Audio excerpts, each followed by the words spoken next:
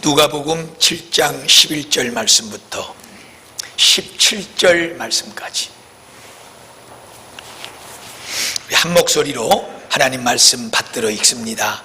그 후에 예수께서 나인이란 성으로 가실새 제자와 많은 무리가 동행하더니 성문에 가까이 이르실 때에 사람들이 한 죽은 자를 메고 나오니 이는 한 어머니의 독자요 그의 어머니는 과부라. 그 성에 많은 사람도 그와 함께 나오거늘 주께서 과부를 보시고 불쌍히 여기사 울지 말라 하시고 가까이 가서 그 관에 손을 대시니 맨 자들이 서는지라. 예수께서 이르시되 청년아 내가 네게 말하노니 일어나라 하시매 죽었던 자가 일어나고 앉고 말도 하거늘 예수께서 그를 어머니에게 주시니 모든 사람이 두려워하며 하나님께 영광을 돌려 이르되 큰 선지자가 우리 가운데 일어나셨다 하고 또 하나님께서 자기 백성을 돌보셨다 하더라. 예수께 대한 이 소문이 온 유대와 사방에 두루 퍼지니라. 아멘. 할렐루야. 한 여인이 사랑하는 사람을 만나서 결혼을 하고 가정을 이뤘습니다. 그리고 그 보금자리를 나인이라고 하는 그런 성에 두고 가정생활을 이루어 갔습니다. 부부는 많이 사랑했습니다. 서로를 위로하고 격려하면서 하나님 앞에서나 사람들 앞에서 신실한 믿음으로 그렇게 살아갔습니다. 그런데 이 가정에 경사가 났습니다. 그것은 바로 이 두 사람 사이에 귀한 아들이 태어났다는 겁니다. 얼마나 좋았는지 모릅니다. 그 기쁨을 가지고 부부는 더 행복하게 서로를 바라보면서 믿음으로 살아갔습니다. 아이가 크게 자라지 못한 가운데 이 가정에 뜻밖의 불행이 찾아왔습니다. 그 불행은 다른 것이 아니라 아이의 아버지가 이 여인의 남편이 갑작스럽게 이 세상을 떠나버렸습니다. 그래서 이 여인은 너무나도 슬펐고 아팠고 힘들었습니다. 이제 막 태어나서 서로 기쁨을 누리면서 기르던 그 아이를 바라볼 때 어떻게 혼자 이 아이를 키울까? 그러나 아무것도 모르고 방실방실 엄마를 보고 웃고 안겨오는 이 아이 때문에 그래도 살아야 되겠다. 이 아이를 위해서라도 살아야 되겠다. 남편을 잃은 슬픔을 잊어버리고 그 아이를 바라보면서 아이를 듬직하게 키워내는 일을 소망하면서 그렇게 이 여인은 세월을 보내고 있었습니다. 여인의 바람과 같이 이 아이가 아무런 탈도 없이 잘 자라줬고 생각처럼 듬직하게 남편을 잃고 홀로 된 이 여인의 듬직한 버팀목이 되어 주었습니다. 너무너무 좋았습니다. 그런데 이 여인이 이제 남편을 잃은 그 아픔과 슬픔을 잊고 아이가 잘 자라준 것에 대한 감사, 남편이 아닌 다 자란 아들을 기대고 의지하고 사는 그런 힘이 막 생겼을 즈음에 이 여인에게 또 한 번에 엄청난 감당할 수 없는 일이 일어나게 됩니다. 그것은 다름이 아니라 그렇게 아버지를 대신해서 여인에게 의지가 되었고 바라보는 희망이 되었던 이 아들이 갑작스럽게 세상을 떠나버린 것입니다. 이제는 이 여인은 더 이상 감당할 수 없는 고통 속에 빠져들어가게 된 것이지요. 많은 사람들도 같이 슬퍼했습니다. 친척도, 그리고 그 동네의 사람들도 이 여인의 불행을 바라보면서 나의 아픔, 나의 불행으로 생각하고 여인을 위로하고 같이 울고 같이 힘들어했습니다. 남편을 잃더니 이제 막 아이가 청년의 때가 되어서 엄마를 돕고 어미가 아들을 의지하고 이제 막 살 길이 열리는 이런 때에 무엇 때문에 이 집이 이런 일이 일어났는가? 사람들도 슬퍼했고 같이 울었습니다. 그리고 그 죽은 독자, 이 과부의 아들을 관에 놓고 생혈을 차려서 그 나인성 밖으로 나오고 있습니다. 사랑하는 성도 여러분, 아이러니하게도요, 우리가 지금 본문에서 읽고 있는 이 사건의 이야기에 이 발달이 된 일어난 이 장소, 이 나인이라고 하는 성, 나인성, 이 나인이 어떤 의미를 가지고 있느냐? 기가 막힙니다. 아름답다는 것입니다. 그리고 기쁘고 즐겁고 환희, 희열, 이런 의미가 이 나인이라고 하는 이름의 뜻입니다. 성이 아름답습니다. 너무너무 좋습니다. 휘황찬란합니다. 그야말로 즐겁고 기쁘고 환희가 넘치는 그런 성입니다. 그런데 문제는 아무리 그런 좋은 이름을 갖다가 그 성에다 붙여주고 그 좋은 것들로 그 성을 치장한다고 할지라도 지금 현재 이 과부, 이 죽은 청년의 어미, 그리고 이 사건을 바라보고 있는 그 성 안에 들어 살고 있는 이 많은 모든 사람들은 이 아름다운 성이라고 하는 이름, 기쁨이 있고 즐거움이 있다고 하는 이 이름보다도 더 비교할 수 없는 무거운 아픔과 괴로움과 슬픔에 죽음의 간을 들고 지금 행진을 하고 있는 것입니다. 우리가 말씀 서두에 이 대목에서 먼저 생각해야 될 것은 무엇이냐? 여러분, 이 세상을 한번 바라보세요. 얼마나 멋지고 아름답고, 어떤 사람은 그럽디다. 세상이 이렇게 변할 줄은 몰랐다. 너무너무 좋다. 이 세상을 살고 가지 못한 사람들은 얼마나 손해를 많이 본 것이냐. 너무나 멋들어진 세상이에요, 여러분. 더더군다나 지금 우리나라에는 이 봄이라고 하는 계절은 보셨듯이 어디 가나 꽃천지입니다. 얼마나 아름답습니까? 자연적인 것이 아니더라도 우리가 살고 있는 이 세상은 그야말로 부족할 것이 없는 세상입니다. 의학의 발달, 과학의 발달, 이 물질 문명의 발달이 정말로 이 세상을 아름답다 할 수 있도록, 귀하다 할 수 있도록 꾸며놨고, 온통 세상은 그야말로 별천지입니다, 여러분.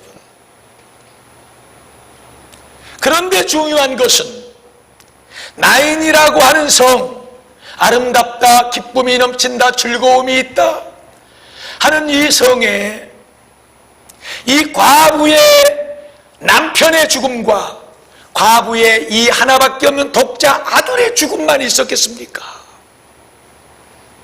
얼마나 많은 괴로움이, 얼마나 많은 죽음이 그 성 안에서 일어났고, 사람들은 아름답다, 너무너무 기쁘다, 너무너무 즐겁다, 그 성의 이름과 같이 그 성 안에 머물러 사는 사람들이 과연 그렇게 그들의 하루를, 그들에게 주어진 삶을, 그들에게 주어진 생애를 살아갔을 것인가?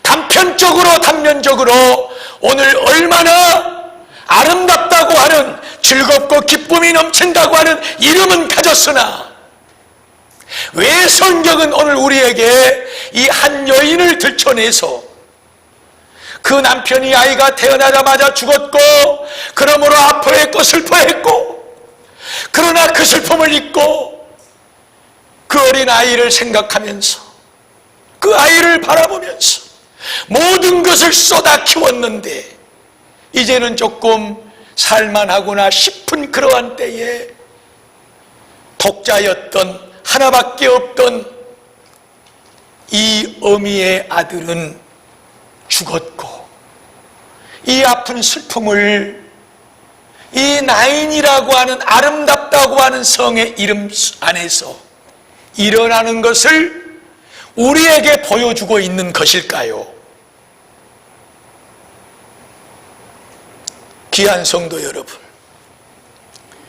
그야말로 우리가 사는 이 세상과 다를 것이 하나도 없는 것입니다. 너무너무 좋은 세상을 살고 있어요. 밖에서요, 스마트폰 손가락 몇 개로 집에 있는 세탁기를 돌립니다.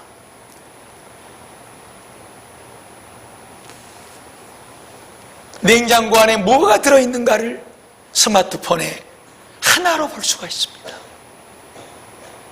화장실 변기에 앉아서 대변을 보면은요, 내 주치의의 컴퓨터에 이 사람이 지금 어떤 상황이라고 하는 것이 다 정리가 돼가지고 쭉 뜨기도 합니다. 못할 것이 없는 세상이에요. 그런데 우리의 삶은 과연 어떤가요? 이것이 우리가 사는 현실의 그림과 성경이 우리에게 지금 보여주고 있는 이 세계 다를 것이 없다. 성경은 너무나도, 다시 말하면 하나님은 너무나도 우리 인생들이 살아가는 우리의 삶을 속속들이 어느 구석 하나 빼놓지 않고 다 들여다보고 계시고 다 알고 계시고, 그를 믿고 따르고 의지하는 그의 자녀들, 그의 백성들에 대하여 친히 성령으로 인도하고 계심을 믿습니다. 귀한 성도 여러분, 우리 인간들 속에 아픔이 있고 두려움이 있고 슬픔이 있고 괴로움이 있습니다. 그러나 죽음보다도 그것을 더하는 것이 있겠습니까? 지금 이 나인성에 살고 있는 이 과부 여인의 아들이 죽었습니다. 이 어머니는 물론이고 그 친척들과 그 이웃의 사람들은 같이 슬퍼하면서 이 청년의 죽음을 메고 지금은 죽음의 행렬로 이 성 밖을 나오고 있습니다. 그런데 장면 하나가 바뀌게 되죠. 저쪽에서 또 하나의 행렬이 이 나인성 쪽으로 오고 있는 거예요. 그 행렬이 어떤 행렬이냐 그러면, 어제 가버나움이라고 하는 동네에서 금방 죽게 된 백부장의 종을 말씀 한마디로 고쳐내시고, 그리고 그에게 생명을 부여해 주시고, 그 가버나움에서 하룻길쯤 되는 이 나인성으로 지금 오시고 계시는 예수 그리스도의 행렬입니다. 예수님의 행렬. 나는 길이요 진리요 생명이니라고 말씀하시고 많은 사람들에게 참 생명을 부여해 주시는 우리 예수 그리스도 뿐만 아니라 요한복음 10장 10절에 도둑이 온 것은, 마귀 사탄이 온 것은 도둑질하고 죽이고 멸망시키기 위해서 왔지만 내가 온 것은 나를 따르는 내 백성, 내 양들에게 생명을 주고 또한 풍성하게 주기 위해서 왔노라. 생명의 주님, 그 주님을 따르는 제자들과 많은 사람들이 지금 예수 그리스도를 앞세우고 나인성 쪽으로 오고 계시는 거예요. 그래서 우리가 이 장면을 한번 이렇게 생각해 볼 필요가 있어요. 나인성에서는 죽음의 행렬이 지금 쫙 판을 들고 나오고 있고, 그 반대편에서는 나인성을 향해서 생명의 행렬, 예수의 행렬이 지금 나오고 있는 것입니다. 이 두 행렬이 마주치고 있는 거예요. 여러분, 좀 더 쉽게 설명하면요, 어둠은 빛이 오면 물러가게 되어 있습니다. 할렐루야. 그래서 요한복음 8장 12절에 예수님께서는 나는 세상의 빛이다. 나를 따르는 자는 어둠에 거하지 아니하고 생명의 빛을 얻을 것이니라. 할렐루야. 우리 예수님의 생명의 빛, 그 빛의 행렬이 지금 어둠, 그 죽음의 행렬 앞으로 다가오고 있는 것입니다. 사랑하는 귀한 성도 여러분, 오늘 우리는 이 장면을 굉장히 중요하게 바라봐야 돼요. 죽음의 행렬 앞에 빛의 행렬이 오고 있는 거예요. 오늘 다시 한번 이 세상을 봅시다. 지금 우리가 살고 있는 이 세상, 얼마나 많은 죽음이, 그래서 두려움과 공포가 이 세상 지구 전체를 그 죽음의 관 속에다가 집어넣고 모두가 다 그 죽음 앞에서 벌벌 떨고 있고, 그 죽음의 행렬대오에 서서 아, 큰일 났다, 어떻게 하면 좋냐, 발버둥 치면서 비명을 지르면서 두려움 속에 사로잡혀 있습니다. 잘 들으셔야 됩니다. 잘 보셔야 됩니다. 이 죽음의 행렬이 지금 이 세상을 지나가고 있는 거예요. 어느 성 안에서 일어난 일이 아니고 어느 나라에서 일어나고 있는 것이 아니라 이 세상 모든 민족 열방 가운데 이 죽음의 행렬이 모든 사람들이 나를 따르라 하고 지금 사람들을 선동하고 사람들은 그 죽음의 행렬 뒤를 따라서 가고 있는 거예요. 그림을 그려보세요, 여러분.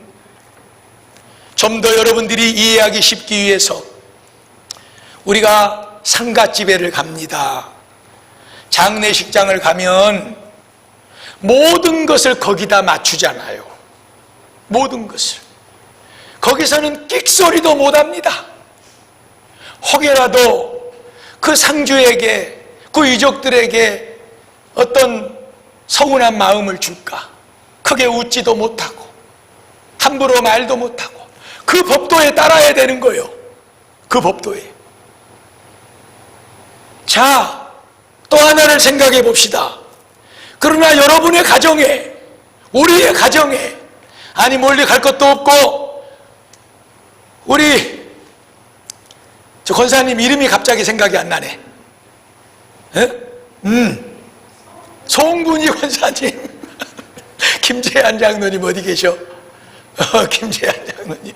우리 김재한 장로님과 송분이 권사님 하나밖에 없는 진주가 딸을 낳아가지고 지금 그놈이 무럭무럭 한 달이나 됐어. 지금 얼마나 좋겠어. 모든 것이 거기에 맞춰지잖아. 온도도 거기다 맞추고 환경도 거기다 맞추고 뭐 하나가 그놈 아이한테 어떻게 될까봐 거기다 맞추고.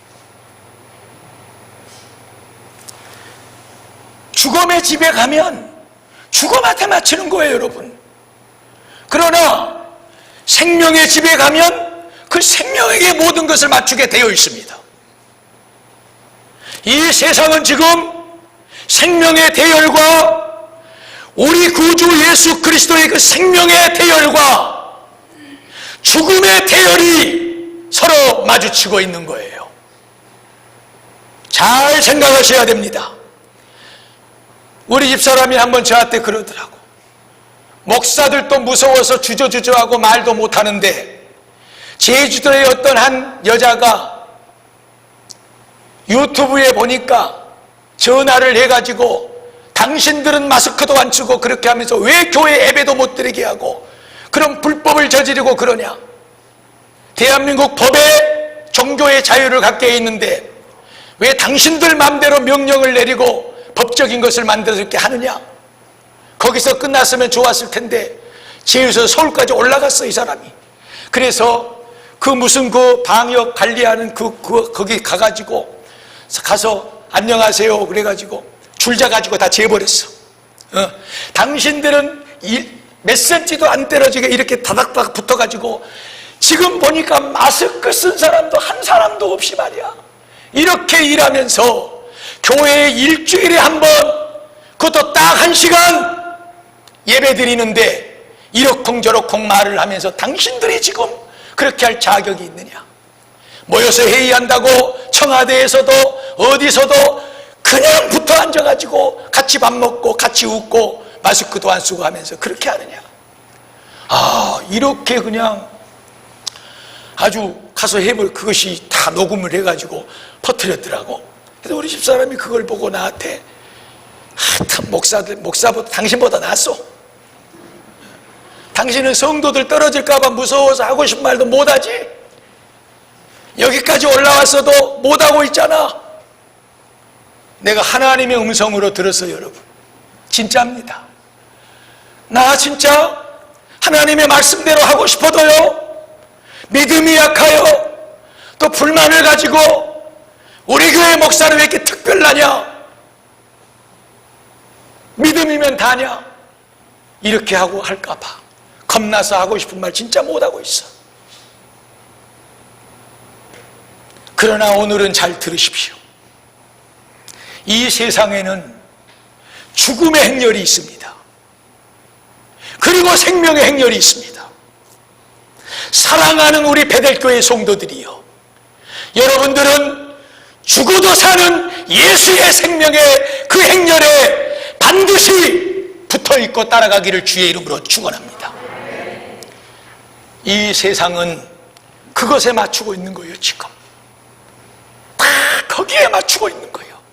죽는다, 전염된다, 큰일 난다, 어떻게 하면 좋냐? 이 죽음의 칼을 들고 모두가 그 대우에 따르고 거기에다 맞추는 것이지요. 그러나 사랑하는 성도 여러분, 생명의 빛이 되시는 예수 그리스도, 이 땅에 우리에게 생명을 주시고 더 풍성하게 주시기 위해서 오신 예수 그리스도, 그 예수 그리스도 생명의 빛을 따르고 그분을 닦고 믿는 우리 성도들은 그 예수 그리스도의 생명의 줄에 서서 모든 것을 믿음으로 감당해 나가야 될 줄로 믿습니다. 다른 것 없습니다.